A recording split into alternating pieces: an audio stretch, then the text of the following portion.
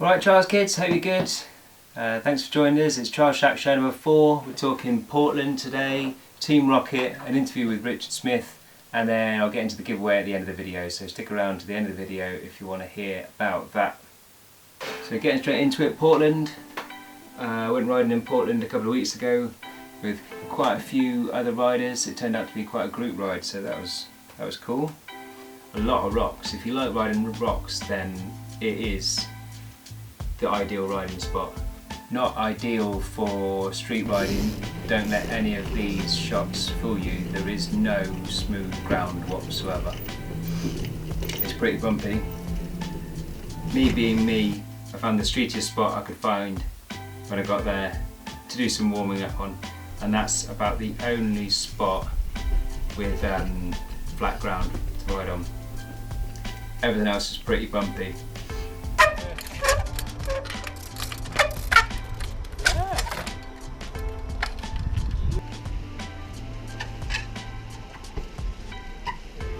One line in particular I want to talk about was a line that Steve-O did. It was, how do you describe it? It was a hop tap.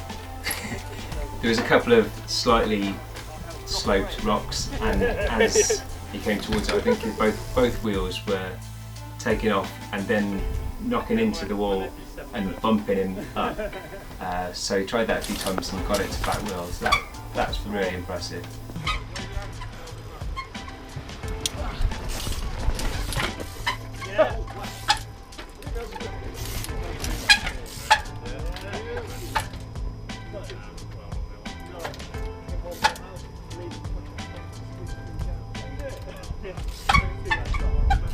A few people mentioned an area, I think there's loads of quarries there, but an area called the Quarry, which we didn't go to, which I was told possibly had more street rider suited rocks and ground, so I'll probably go back and check that out again another time. Andrei, Steve-O and also Rich Smith, all of them just seemed to ride non-stop for 7 hours, so that was pretty impressive. I think the rest of us were pretty broken at that point. And I got very, very sunburnt. I wouldn't recommend it. I did use sun cream. I used Factor 50 as well. It was just like white paint, but still managed to get sunburn. You'll see on the next show, my interview with Duncan Shaw, I'm pretty red. If you haven't been to Portland before, I definitely recommend checking it out. This is if you're into riding rocks. The sea views there are amazing. Most of you guys will know that riding natural terrain and riding rocks isn't easy. But if you're a street only rider, then there's a lot to be said, and it's worth knowing that giving some time to riding natural and to riding rocks will up your street game. It'll also open up new lines, new opportunities that wouldn't be there if you didn't have those core trial skills and that added balance. I'm pretty sure that the balance on rocks that's required is one of the things that's made me feel more comfortable riding along skinny rails, because I guess it's all strength in your knees, strength in your back and your arms for fighting that side-to-side balance. Dan Wheeler was on it, although I don't think I've got any clips of Dan Wheeler from the day, and I saw and heard of quite a few crazy lines that Andrei did. At one point we sat down to get some lunch, and I was watching Andrei look at this, what just looked like a cliff face, and I was thinking, he's not going up that. And you know when you see really decent riders and you can still kind of see where they're going, this was one of those things where I was like, nah, he's not going up that, there's no way he can get up that. And then just watched him slowly find these tiny little sticky out edges and then gap to them, sideways on, side up a bit more, put your front wheel over something, and just thinking, if you jump back off that, where are you going? Just rocks everywhere. It's just like massive drop to a load of rocks. But yeah, that just shows what level people like Andrei Burton are at. It's just world class level. But yeah, fun to watch, inspirational to watch. I'm here with Richard Smith from Team ROCKiT. We'll just do a little interview, ask Rich a few questions.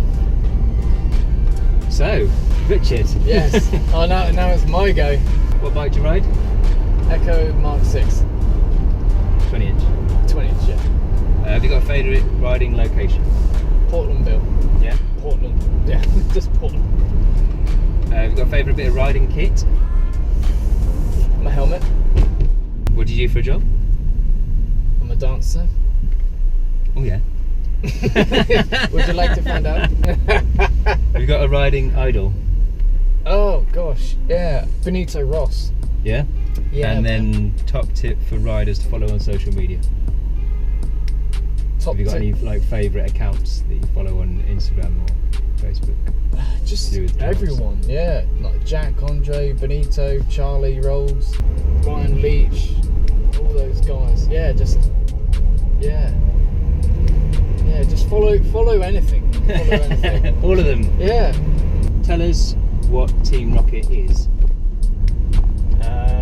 So the easiest way to explain what Team ROCKiT is a lifestyle brand.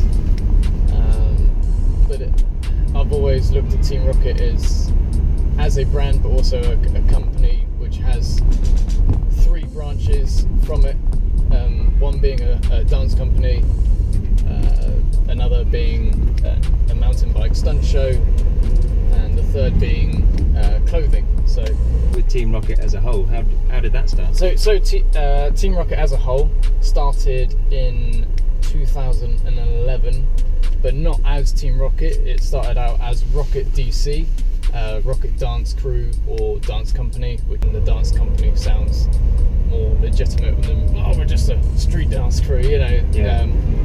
Was that when you were doing teaching as well? Yeah, so essentially the dance company, the ROCKiT Dance Company, was the classes and me teaching and performing all around the place, all over. You know, running the classes, running the workshops, setting up events and so on. Yeah. But then I just feel like we could expand out into more.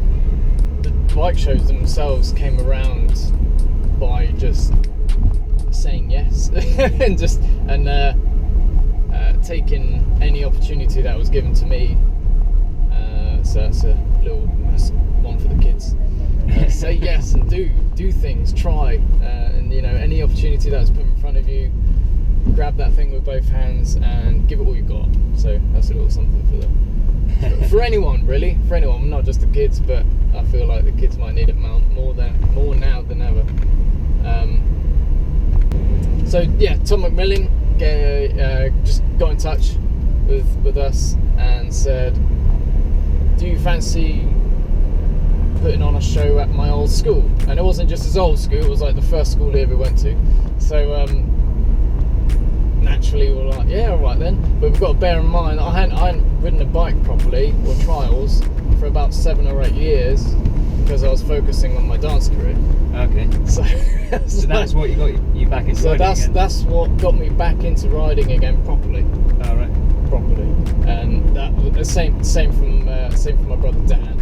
And yeah, so we got, yeah, alright then, yeah. And I think we went out that week just to jump about on the bikes a bit, just to remind ourselves how to do a back hob. Yeah, and put on a couple of shows at the school fete.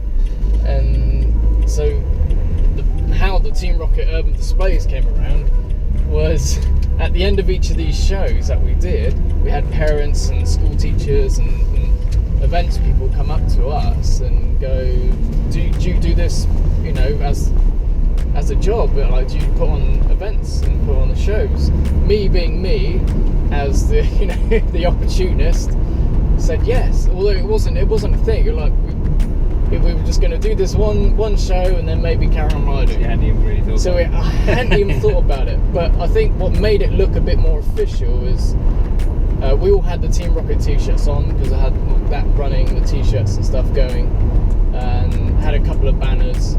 So we stuck those up around the place. So it looked, although it was just a load of pallets everywhere, looked kind of as, you know, a good setup. Yeah. Because it had a brand, it had a label on it. So yeah. So again, got asked if we would Yeah, we'll do them. Yeah, we'll take your number down. And in the back of my head, going, well, I don't have anything to ride on. I don't. Let's work all the details out later. Yeah. Let's sort out That the was money. literally it. I literally thought, I'll figure it out. Yeah. So then, it was, I think at the end of that day, I then went to Tom, who had got us in for this particular show, and I said, we need to build a rig. And Tom is a great engineer, and he's probably watching this, and I can honestly say, and I like to think I'm as grateful and as thankful to him as I could possibly be. But if it wasn't for Tom, the shows wouldn't be a thing, because he was the man who basically I call him in the shows, he's the brain box. Did you have an idea for what you wanted it to be like? Tom did straight away. Oh, okay. Straight away, without a doubt, he knew exactly. I think to be honest, I feel like it was something that was in his head whilst we were doing the show, the first, the one that kicked it all off. Because it's perfect. Like, I think it's the perfect kind of demo rig, with it all being quite big and square. But yeah, I was surprised that it was big square boxes. Yeah, me too. when building it at his workshop, I was like, that's gonna be big. And not, I don't know, maybe a bit more techy with more balance beams or smaller things, I suppose, because of both of you riding TGS style bikes. Then I thought you might do a lot more on the back wheel or whatever. Yeah. But I think he definitely really thought it out. Really, literally Tetrises in the back of this van that we're having this interview in now. Yeah. But at the end of the day, we know, and not putting what we do down, but we're not fully pro riders. We can't compete with the size of the stuff a lot of other people are doing. But the show was put together, one, because we enjoy riding bikes, and okay, it's nice to get paid to ride your bike every now and then. But when I remember what it was like watching Martin Ashton do his shows, and we were able to inspire kids like we were, when we were younger watching it. But I remember exactly how it felt to be just watching Martin Ashton. I know we're not Martin Ashton, but when you can give that sort of feeling and that sort of reaction to a kid who might then go, I'm gonna go get my bike and try and just do stuff, or just try and ride bikes, or just try and get out and do things physically. That was a massive thing me and Tom spoke about a long time ago when we started doing the shows, and it's like, that you just can't beat that. You can't beat that. So if there's any interest in people wanting to book a Team ROCKiT demo, or get themselves some sweet new clothing, then they should go to teamrockit.uk is the web address, isn't it? That's it, www.teamrockit.uk. Yeah, thanks very much. You're welcome, thanks for having me. That's right. I'll see you again soon. Well, you've got no choice. Rich is keen to contribute to the giveaway, so he's giving away a Team ROCKiT hoodie. All Team ROCKiT clothing is climate neutral organic cotton, so this is the real deal, it's good stuff. That's thrown in along with the year's free membership to Radical Bikes, and there's still more to come. We'll be announcing the winner when we hit 500 subscribers, and to be in with a chance of winning, you've got to be a subscriber. You've got to leave a comment on this or any of the Trial Shack videos, and because the winner will be picked at random from the comments, then the more Trial Shack videos you comment on, the more chance you've got of winning. Thanks for watching, and I'll see you next time.